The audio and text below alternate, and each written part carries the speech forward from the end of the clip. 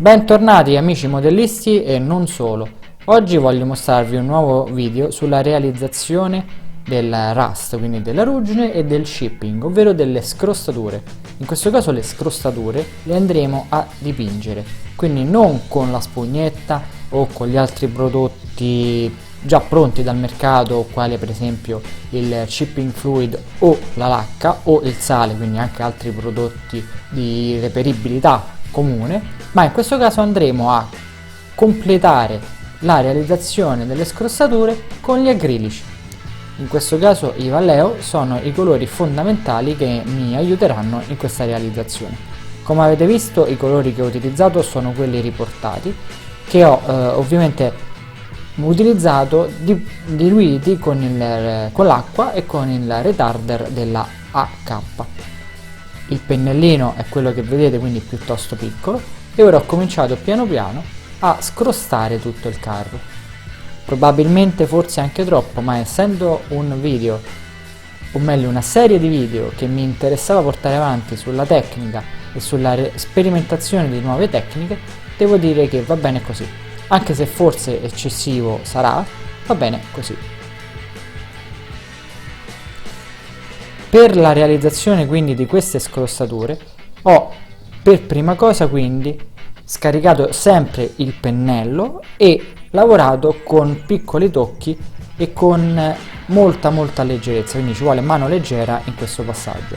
Il colore chiaro ovviamente rimarrà molto più visibile sulla parte scura della mimetica, ma essendo un colore diverso rispetto alla mimetica stessa sarà ben visibile anche sul colore più chiaro della mimetica.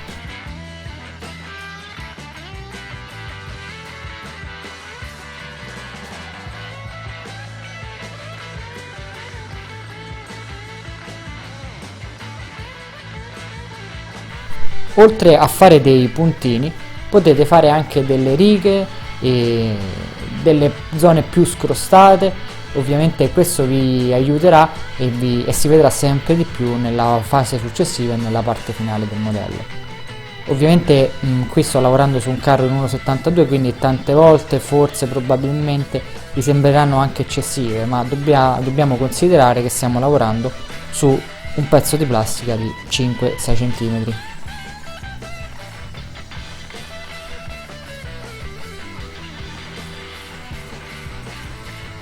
La torretta ovviamente è stata realizzata nello stesso modo, quindi qua vedete anche i passaggi che ho realizzato sulla torretta.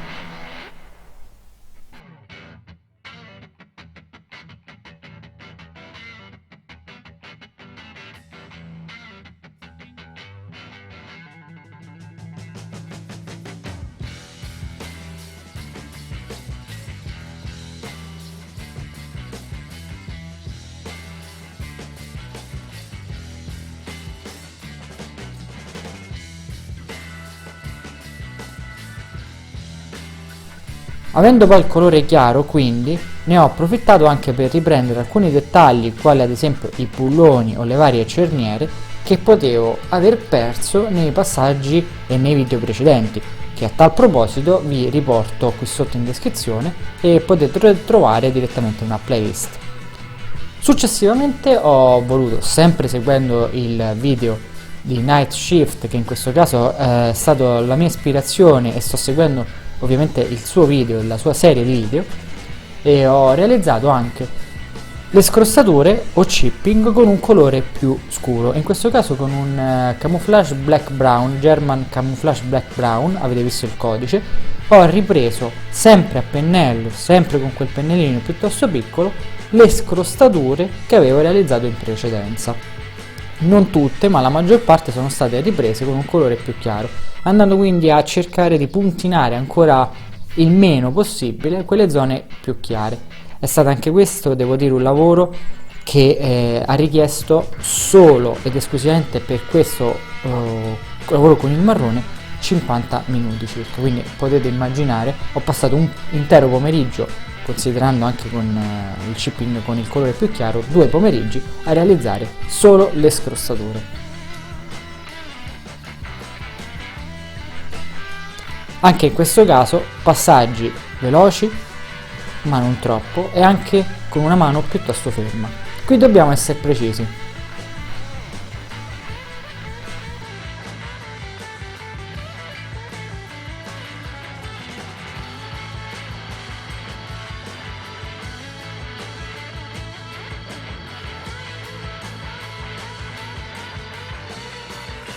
Poi ho deciso di realizzare con questo wash della AK delle piccole zone di ruggine, delle piccole zone arrugginite. In questo caso, essendo questo un lavaggio, ho utilizzato anche dell'acqua raggia che avete visto in quel barattolino di ceramica.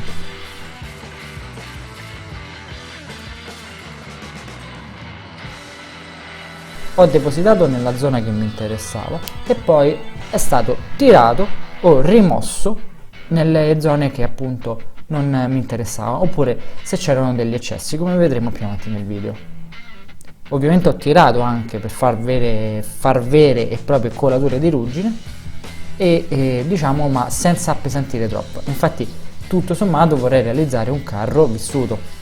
In questo caso, come vi dicevo, ho rimosso dal portellone un po' di eccessi di ruggine. Facilissimo, utilizzando o l'acqua raggia o il suo diluente. Il pennello imbevuto, una volta pulito, lo scaricate su carta o Scottex o quello che volete e poi potete quindi ripartire.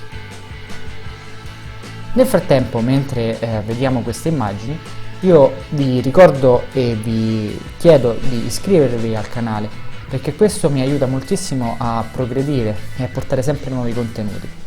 Inoltre questa serie la sto realizzando per far vedere le varie tecniche, sempre in base anche ai video di NetShift. Sto cercando inoltre di realizzare video non troppo lunghi, così da non appesantirli troppo e così da dare maggior spazio, come vedete, a passaggi che secondo me sono fondamentali.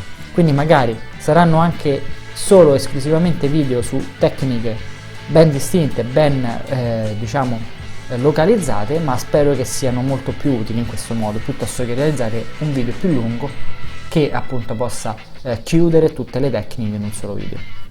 Quindi per ora io vi ringrazio per essere arrivati fino a qui e ci vediamo al prossimo video. Buon modellismo a tutti!